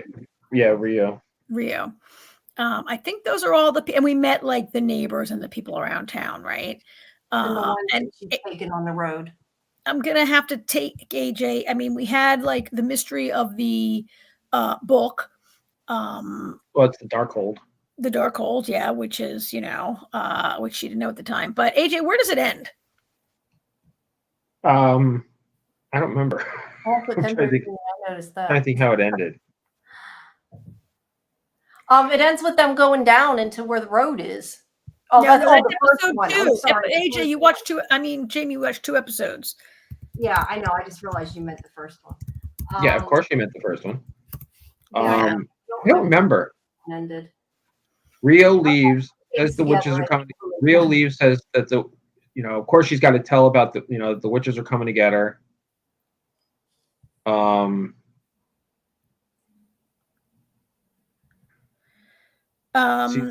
Sees the kid in the closet. Yeah, I think I think what happens is that so the last thing is like the fight with Rio, right? And then Agatha talks her out of it, and it's like, don't kill me, let's go on the road and I'll meet you at sundown. This show seemed a little. Well, she actually said she could, she said she didn't really say, please don't kill me. She said, you can't kill me. Like, she knows she can't kill her. Yeah, she's not allowed to. Yeah. She's not allowed to kill her. Right? Yeah. So none of this happens in any of the Scarlet Witch series, right? Agatha doesn't have her own set of comics, so this is all like beyond the subject material. Although this may end up leading into a movie, like WandaVision really set up Scarlet Witch's appearance in that terrible Miss Marvel movie, right? No, which one is she in? Is she in Scarlet Witch is in Multiverse of Madness? Yeah. Like it kind of sets up Wanda's appearance as the Scarlet Witch in Multiverse of Madness. So is this going to set up the end of that thing? Because that kind of bookends it, really. I mean, I love Catherine Hahn and I love Aubrey Plaza, right? Yes. And also in this cast, Patti LuPone, it's been talked about that Patti LuPone is in this cast. Ali Ahn is in this cast also. She was in The Diplomat, which, we loved her in The Diplomat. We didn't maybe love, Next was kind of a, problem of a show that we tried to love. But, I mean, I love Ali Ahn, and so I'm looking forward to seeing her in this show also. And, I mean, how can Patti LuPone not be great? And there are some other great people in it also. Deborah Jo Rupp is in it. Who plays the neighbor next door. Emma Caulfield is in it, who was Anya. I mean, she's, I think, got a guest appearance, but Emma Caulfield is going to be in it, who was Anya on Buffy the Vampire Slayer. They're just great, great people cast in it that I really, really want to see, and I'm willing to give. Isn't Emma Caulfield the one from Deadpool? Or am I mixing up who she is? I'm trying to look. No, Emma Caulfield was on Buffy she played Anya on Buffy the Vampire Slayer. People then. But I'm definitely mixing up people. And she was, she was in WandaVision. She's like reprising a role from WandaVision. Anyway, this episode I thought was kind of weird, and like like I'm not sure where this show is going. And it's an interesting show that, so Marvel has spun off a bunch of characters that are not major in the comics, right? But like, I don't know, but doesn't Agatha seem like one of the most minor of minor characters they're spinning off?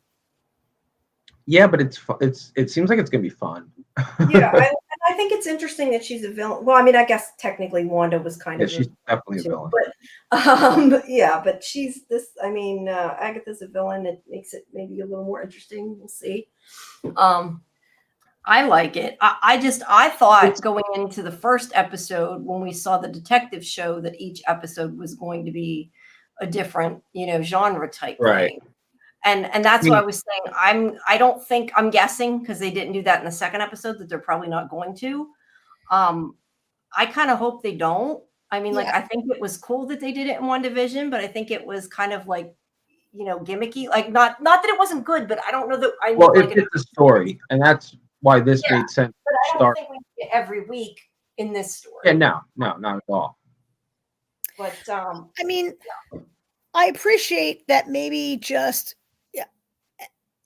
Agatha was so well received in WandaVision and was such a like a welcome character until like maybe the very end it went a little bit off the rails, but that I'm glad to see Marvel capitalizing on something that worked instead of maybe they have in the past capitalized on things that I'm like, really? What? Like, okay, we don't really need the story, but it's more fun than some other things they've done. And it's more fun than Disney trying to make stuff up and make us believe in the Acolyte. Well, it could be interesting because it could be leading into something that we don't see coming. You know what I mean? Like it could connect. It might just be fun and not connect outside of what happened in WandaVision, and it could just be fun. Or it could lead into something bigger. Yes. Yeah. And now you guys know that I'm not really down with the magical, mystical side of the Marvel universe. And I don't really like the magic stuff. I don't, I'm she doesn't have her powers. So there you go. What? I said she doesn't have her powers. So there you go. No, but magic to me is not powers. To me, magic is not the same as superhero powers. And I don't love, I don't love Doctor Strange. I especially don't love Multiverse of Madness, but,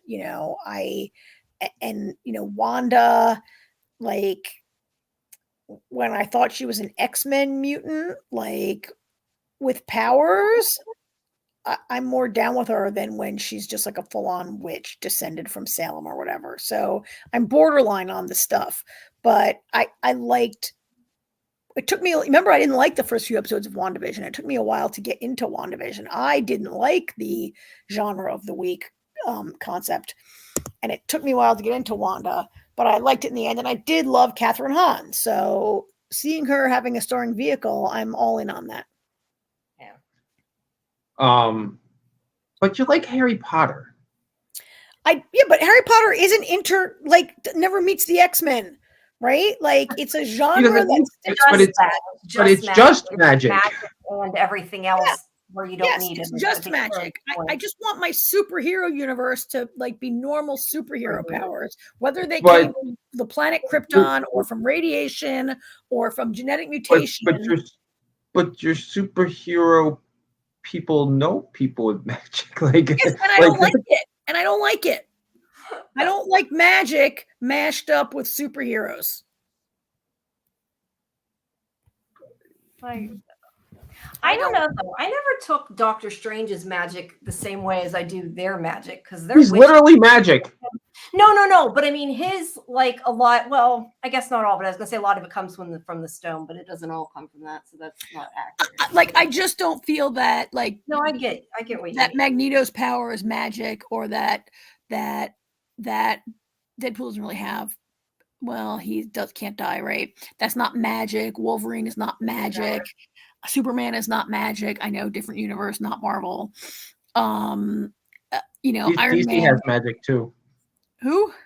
I said the DC universe has lots of magic. I know. I'm not into it. Okay, I'm just like. Sarah does not like magic and her superheroes. I don't like. I like magic to stay with magic. Anyway, but I do, this show now is only about magic. So I don't think they're going to run into Vision or Captain America on the Witch's Road. So I can be all in on a magic show that's about magic. Okay. Although probably at the end she's going to be invited to join S.H.I.E.L.D. or some shit like that. So. Yeah, I don't see that. I don't see that either, but I guess we'll have to wait and see. So, going on to, and again, this is the end of the second one, but it's what I wanted to ask you. No, AJ hasn't watched the second episode you yet. haven't? Okay, I'm sorry. I misunderstood that. I didn't realize you hadn't. Never mind. That's why we were only talking about the first episode. I missed you say that at the beginning. I was probably because I was looking up that from link and I didn't hear you say it. I'm sorry. It's okay. I won't ask. We'll talk about it next week. The second episode I enjoyed more than the first episode. I did too. Yeah. Well, that's good news because I really enjoyed the first episode. So. Well, the first episode, the story is just barely a lot of it's devoted to the fantasy that she is trapped in. Yeah. Right. So now with the end of episode 1, in episode 2, we can get going on the story. So I'm sure you'll enjoy it also. Yeah. Yeah. So, all righty. So we'll bring it up next week. In the meantime, both episodes on next week, right? 2 and 3. Yeah, I'll get caught up. We'll do 2 and 3 next week because we won't have to watch Snowpiercer anymore. Okay, I've been waiting to talk to you guys. Some issues with this episode. Yeah, I think you already know some of them because I complained about them doing text. Issue number 1, which I know AJ had issue. They didn't do anything about Wilford. He's just gone. That was annoying. But I think at least I kind of figured that was going to happen. But I know AJ didn't like that. The things I took the biggest issue with is 1, Nima at like the 11th hour decides, okay, I will agree with you. And he just stands there and dies. That part I thought was really lazy writing. The other part that I didn't like, and this is what I said to you, Karen, that to me made absolutely no sense, is that like 3/4 of the way through the episode, the crazy doctor, I can't remember what we call her, but the crazy doctor. Dr. Quackers. Dr. Quackers. Okay. Well, Dr. Quackers tells him that it sounds like she did bring somebody back from the dead. I thought maybe it was going to be Wilfred or it was going to be Milius. I didn't know, but it's kind of like it was just dropped. Why even say it? What was the point? The show's not coming back. It like was if there was another soldier. season, yeah, but I just don't see the point. It seemed like a loose thread to me. Yes, and really like not needed. Those were my main concerns. The rest of the episode was okay. I mean, I didn't mind the way they ended it. At least it had a mostly happy ending. I mean, they don't find a solution, but it's like more of a happy, I guess, outlook on a possible solution. So I was okay with that. But those were my big issues.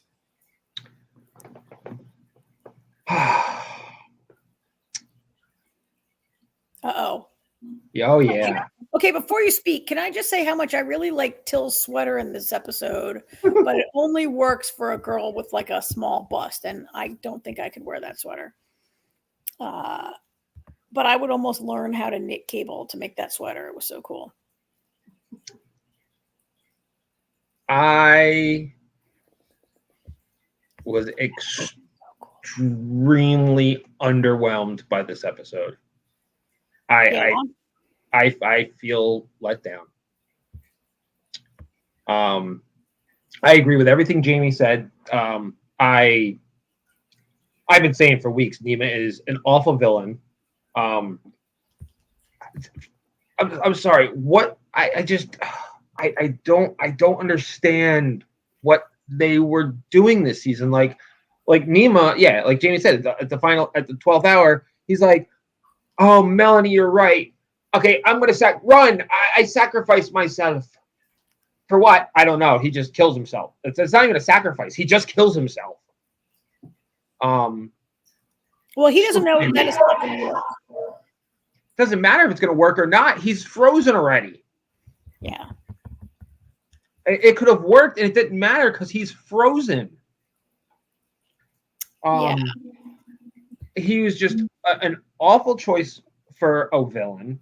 He was awful. He could have, he could have played the little role he played the whole time, and it would have been fine. I think Milius would have been a much stronger, more compelling villain right through to the end. You do that scene with Milius, it is completely different. It plays completely different, and it can still have the same outcome because Alex can still pull the pin on the door, so the door falls off in flight. That was a really good idea by her. Yeah. But it just, oh God, it was so weak. Like, the whole episode was just like, I kept waiting for something to happen. Like, the fight scenes were great. I enjoyed the fight scenes. I loved the open. I had such high hopes. The way it started, I liked the multi-character opening lines, and and then they get to the end of it, and instead of Snowpiercer, blah blah blah, how many cars long, it cuts to Leighton saying one train. I thought that was so cool the way they did that. That was brilliant. I had such high hopes. Like, oh, the episode's already starting off with a bang. I was like, always start with the tail and work our way to the front. Like, it had everything it needed for a really great episode. Wilford actually being dead was ridiculous. I'm sorry. Wilford does not give up. And Artie's like, oh, but Leighton was bloodthirsty and had a gun in his face. So what? Ain't the first time. Wilford doesn't just say, hey, let me smoke a poison blunt, please. Like, so weak. Milius's death was weak, leaving us with Dima, who in his death was weak. And I mean, not that it would take much to overcome him. Any one of them could have flicked him in the nose and he would have given up. I like the happy ending. I was okay with the happy ending. I feel kind of cheated that nobody died. Nobody died. Everybody survived. Every single person except for the bad guys survived. Even Dr. Quacker survived because she freaked out, and apparently Josie does have feelings because she felt bad for her. I feel like Wow. Yeah. I didn't think that you would. I'm getting some feedback here. I didn't think you would hate it quite this much. I did love the multi-voice voiceover.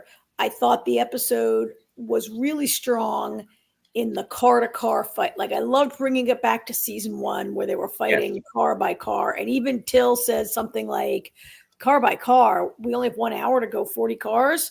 And Andre's like, we can do it. Or Ruth was like, we can do it. I really loved, Ruth gets taken hostage and then she gets away. And did you see when Ruth was leading the fighters and she stabbed right through that guy with a sword? Yeah. And I mean, I just think Ruth's story arc across the 4 seasons was the greatest. She had the most growth, the most change, and the most, the character that I liked the most almost from the first day. I do love Allison Ray. I thought her, and then going to being the mayor, I just loved every scene that she was in this episode. I liked a lot of that. I agree with you that,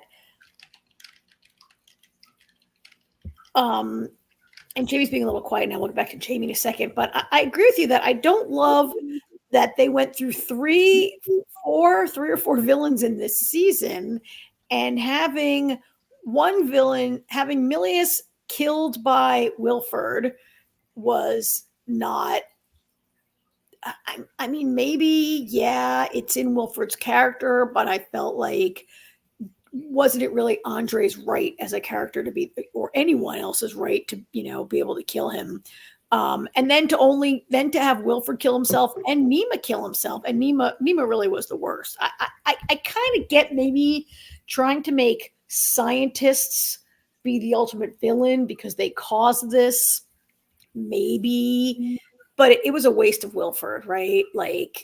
And then to have Nima then also kill himself and no villains get killed. We don't get that catharsis as an audience. And yet nobody died this season except Ben, who was awesome. And his death was earned and was cool in the sense of storytelling. But to have nobody die. Like we talked about. That was it. We got Milius. You forgot about him. Well, but he was killed by Wilfred, which was very unsatisfying in a lot of No, I ways. agree. Yeah, I definitely feel it's unsatisfying. I mean, I had kind of already accepted it because I just was at the point I didn't think they were going to come back around with it as much as AJ did. I just, just kind of assumed that was going to happen. So I had already, I guess, gotten over it. But I agree, it wasn't satisfying. And I said, I think a lot of this episode, the writing was lazy as well. Overall, I didn't mind. Like I said, I didn't mind it as an ending, but I think it could have been a lot better. Well, and I think Josie letting Hedwig go was kind of underplayed. Like we did, like she's hell bent on revenge, and then she lets Hedwig go, and she's like, "I'm sorry, Andre, I let you go when you needed me most." But yet there was no point where Andre was like, "Oh, I wish Josie was here. We could really use her. Miss her. This is when I need her most." Right? Like, there's she wasn't even really missed in the fight, and she just lets Hedwig go because Hedwig is pathetic, which I get it. By the way, can you guys see on the dashboard that I named this picture Nut Jobs? No. I didn't look in the files, but and I saved the file. I called it Nut Jobs. But that Josie lets her go because she's pathetic, and I get that. Like, is it important for Josie's character that she's able to show compassion? Maybe. Yes. Like, okay, yes, it is. But this one, like, they had this really weird part of the storyline where she might have brought someone back to life, which is so far out of the realm of this show completely, right? Like, I'm like, wait, like, is somebody writing an episode of, like, also writing for Walking Dead on the side, and they got confused about what, what? Like, how is it that even happened? I don't know, but I think it was worse because they didn't pick it up because it was so random, and it just, like, they dropped it. It shouldn't be near the show at all. Yeah, exactly. And I think it's this person in the back, the rat, is the person she brought back, right? No, they're looking at the person. Oh, Rat is the woman, right? Rat comes in behind. No, they're looking. Nima is looking at the person in this picture. Oh, he's looking at this person. Yes. Yeah, who doesn't have a rat? I thought maybe it was Milius, but I because they did kind of drop it. Like, it's the person that Leighton fought, that Leighton and Boki fought. Yeah. But it, like, did she bring him back from the dead? I mean, that's the assumption, considering I'm pretty sure he was the one laying in the snow, and she's like, yeah. That's when I was like, holy crap, they're crazy for each other. I don't know. Yeah, that felt like, I feel like there's a deleted scene somewhere that would help that whole thing. Yeah, but it was so. It seems like they forgot they left it in. Like, they decided we're not going to go this route, and then they forgot to take it out. That's what. I mean, that's really unlikely. That like doesn't happen. It is. That's what it feels like. I think that. What was I about to say about it? It was so jarring to me that it, like, took me out of the story.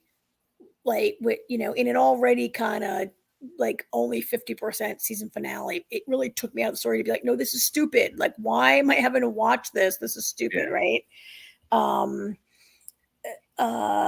So, yeah, there wasn't a picture, but I liked, so the ending of it was that final scene was meant to be, like, I guess, really emotionally satisfying, right? And, like, Javi gets sort of a happy ending. He's going to go take Snowpiercer. He's still going to and Sykes run the train. Sykes is going to go with him. Melanie is reunited with Javi, and they're happy. It looks like Melanie and Alex are going to finally be able to, like, kind of be a little bit normal, maybe. One thing about that I really liked, and you kind of saw it coming, was throughout the episode, Melanie refuses to leave Alex, which is a long time coming because she always leaves Alex. So it's kind of nice that she finally gets it. I mean, the premise of the show was that the train left and she thought Alex was dead, right? Yeah. Yeah, and so Till and Audrey are together at the end. Audrey sings, and Oz plays the piano for her at the end. all that kind of worked out kind of nicely. I mean, they never did resolve. We talked last week about what was the Roche storyline, that he was who did he kill to get this uniform? Where did he get the snow? All that was kind of dropped. Killed the rhino. The rhino. Yeah, I think that was kind of just Yeah, I know. a MacGuffin. Yeah, it didn't really matter, but I agree with you. Yeah, it kind of was weird they left it. So one of the commenters, so Vulture has a recap, and there was a commenter who mentioned, like, it's really nice to see, how everybody's happy at the end of the episode, but they're in the town, and there's one person from Milius's crew. There's this one woman that Till says, oh, it turns out she's an engineer, and she didn't like Milius either. But weren't there like at least 50 like blue berets on that train who all got gassed? And I know all those ones that were in the lower they didn't level. wake up. I kind of wondered. They didn't what? They didn't wake up. Well, I guess there was no like any part of that episode about like learning to live with, like, do they let these people live? Do they let them join the town? Did they? This person mentioned, like, did they drop them off back at the silo and be like, see ya, we're going back to our town, don't ever come back? Like, what? Like, I guess if they had one more episode, that could have been interesting. But really, would it be? Because I think it really needs to end with like winning the battle and then like boom, almost done, right? Mm-hmm. Who's beeping? I am, and I turned the volume off. And Stop it keeps taking beeping. text messages while we're talking. I'm not. It keeps beeping, even though I turned it off. There, I turned the power thingy off. Now maybe it'll stop. I don't understand why when you have the screen on, sometimes it beeps even when you turn the damn volume off. And then the flower in the snow as the very last scene. Oh dear God, was that a flower? That looked like some kid, a child's drawing. Did they forget? It was supposed to be a flower in the snow. I didn't get that. Did they forget to finish the CGI? It was a little kind of a violet growing out of the snow. It looks animated. Well, okay, maybe it was fake. It was CGI'd. Okay, all right. Badly. A lot of this movie was CGI'd. That's fine, but it was CGI. It's like they threw it in at the last minute, and somebody said, and I wonder, like, they're sitting at home watching the episode with everybody else going, "Oh shit, we forgot to finish the CGI." Yeah, that was bad. Yeah. I mean, the ending, the ending of the movie is a little, more ambiguous. Well, only 2 people get off the train, right? They're kids. And then the last thing you see is like there's a polar bear, right? Yeah. I mean, it's nice that polar bears lived, but a polar bear is one of the few animals that will hunt and eat a human, right? Yeah. I think I forgot about that movie. Which is why it's a more ambiguous ending to the movie. Yeah. Yeah. So overall, I thought the whole season. How did I feel about the whole season? I mean, it's not the strongest of the 4 seasons. 4 seasons, no. And they knew it. Like, I'd like to chalk some of this up to, sometimes a show doesn't know they're getting canceled and they have to go and they knew stuff. They knew.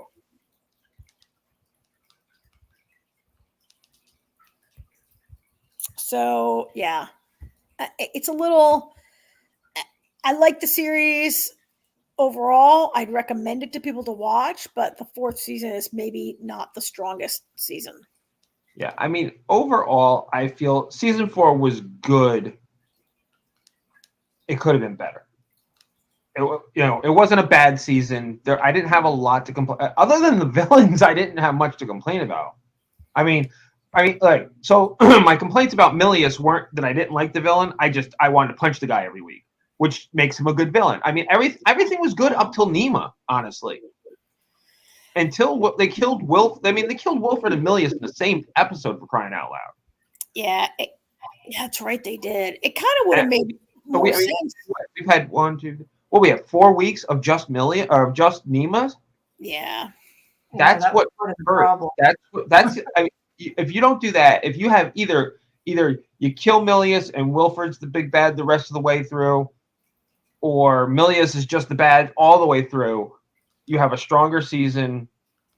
And Nema can still be there because he's still that smarmy little shit. I mean, Melanie hits the nail right on the head at the end there when she's like, really, Nema? Was it your team or was it you? Come on. She's like, let's be honest, it's the end of the world.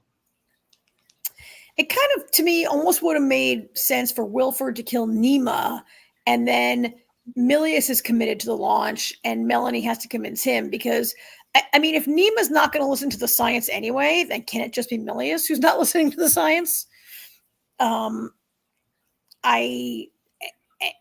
He would have been a better. Yeah, I mean, absolutely. Wilford could have said, "Okay, Nema, you got us this far.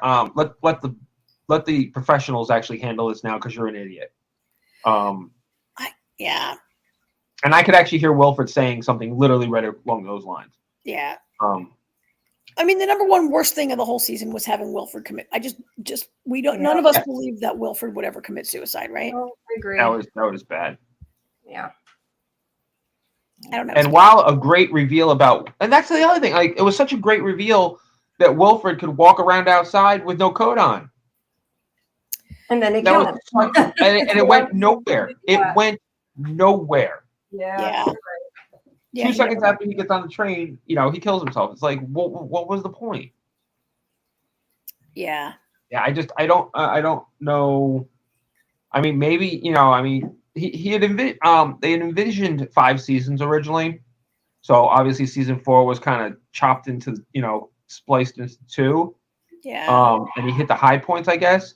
Maybe they got rid of Nema and not brought him in at all. That's what I'm saying. Maybe maybe their plan was a little different, but because of their time constraints, they kind of changed things up, and unfortunately, it was not for the better. I mean, you take, like I said, you take Nema out, and either one of the two is the villain, either all the way through or towards the end, and it changes the entire season and makes it 100 times better. Yeah. Well, maybe they had to have Wilford kill himself because every single character had a chance to kill him and didn't throughout the whole. Like, how many times was someone we're like, kill him, and then they let Wilford live only to regret it, right? Like nobody would ever kill him. But they could have done an Agatha Christie type thing where everybody had a hand in killing him. Yeah, or like a Caesar. When Caesar A2 Melanie. A2 Melanie, yeah.